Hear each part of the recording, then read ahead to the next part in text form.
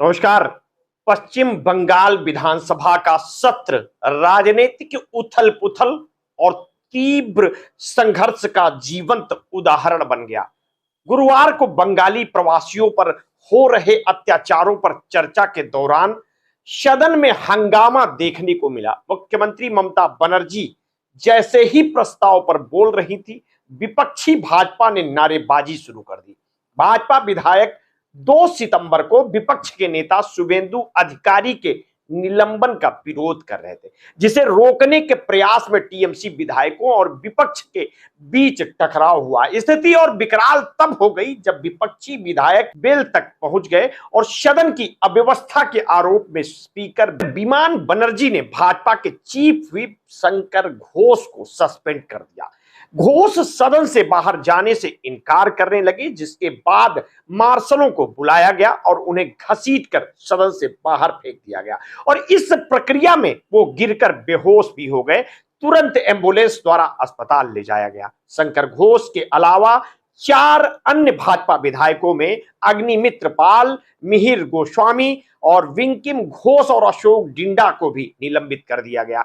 Speech के दौरान मुख्यमंत्री ममता बनर्जी ने भाजपा और उसके नेताओं पर तीव्र आरोप लगाते हुए कहा कि भाजपा बंगाल विरोधी है। उन्होंने कहा कि भाजपा की तानाशाही और औपनिवेशक मानसिकता स्पष्ट है और ये पार्टी बंगाल को अपना उपनिवेश बनाना चाहती है। उन्होंने आरोप लगाया कि भाजपा ने देश के सम्मान को विदेशी ताकतों के सामने बेच दिया है और भ्रष्टाचार तथा सत्ता के अनुचित प्रयोग के मामले इसके प्रमाण हैं। ममता ने चेतावनी दी कि जनता जल्द ही भाजपा को पूरी व्यवस्था से बाहर कर देगी। वहीं भाजपा नेताओं ने ममता पर पलटवार किया और कहा कि उनके भाषण ने पूरे समुदाय को निशाना बनाया है। शुभेंदु अधिकारी ने भी विधानसभा सत्र में हुई टिप्पणियों को लेकर सख्त कार्रवाई की बात कही है और यह विवाद उस पृष्ठभूमि पर हो रहा है जब पश्चिम बंगाल में अगले साल मार्च अप्रैल में विधानसभा चुनाव हो रहे हैं। 2021 में पहली बार भाजपा राज्य में प्रमुख विपक्षी पार्टी के रूप में उभरी थी और 2026 में टीएमसी को चुनौती देने की तैयारी कर रही है।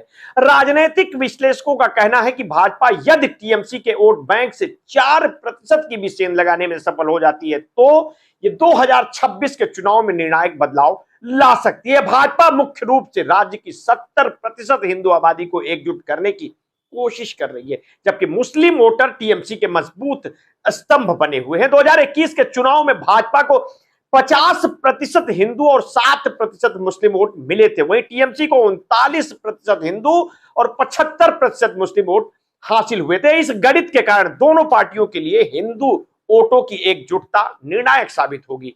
दूसरी तरफ सत्ताधारी टीएमसी भी खुद को हिंदू विरोधी न दिखाने के लिए सावधानी बरत रही है। रामनवमी पर रैलियों का आयोजन कर पार्टी ने यह संकेत देने की कोशिश की कि वो हिंदू समुदाय के प्रति संवेदनशील और समर्थ है। इस पूरी घटना ने यह स्पष्ट कर दिया है कि बंगाल की राजनीति केवल सत्ता की लड़ाई नहीं, बल्कि ये समुदायों और पहचान के आधार पर वोट बैंक के संघर्ष की भी कहानी है। विधानसभा में हुई यह तीव्र राजनीतिक टकराव न केवल विधायकों के बीच संघर्ष का प्रतीक है, बल्कि ये आगामी चुनाव में राज्य के राजनीतिक परिदृश्य पर गहरा असर डालने वाला है। आगे की अपडेट के लिए आप हमारे साथ जुड़े रहिए, समय समय पर आपको अपडेट देता रहूंगा। आपने अगर अभी तक हमारे इस चैनल को सब्सक्राइब नहीं किया है तो तत्काल कर लीजिए, बेल आइकन दबाना बिल्कुल ना भूलिए। अपने स्वास्थ्य के प्रति सचेत रहिए, सजग रहिए और हाँ, आपने कभी भी कोरोना वैक्सीन लगवाई है तो समय समय पर अपने ब्लड प्रेशर की जांच अवश्य कराते रहिए। अपना ध्यान रखिए। बहुत बहुत धन्यवाद। साधुवाद।